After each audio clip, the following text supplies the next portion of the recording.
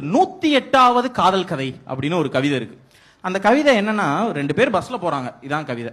இங்க பவித்ரா என பெயரிட்ட பெண் பக்கத்து இருக்கையில் வந்து அமர்ந்தாள். பெயரை கேட்டதும் பிடித்து விட்டது. வயது கூடத்தான், அதனால் என்ன? இடம் கொடுத்ததற்கு நன்றியோ எங்கிருந்து வருகிறீர்கள் எனவோ அவள் வாய் திறக்கவில்லை.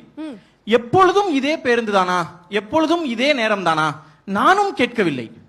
ஒரு நெடுநாள் பழகியவள் போல் அவள் பேசத் தொடங்கினாள். விடாத மழை போல, விட்டு விலகாத இசை போல பேசிக்கொண்டிருந்தாள். அவள் பேச்சில் அன்பும் அநேக அநேக ஆவலும் வெளிப்பட்டது.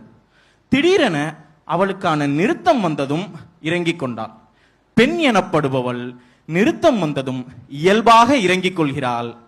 ஆணின் அவஸ்தை அங்கிருந்து தொடங்குகிறது. இதுதான் வரி.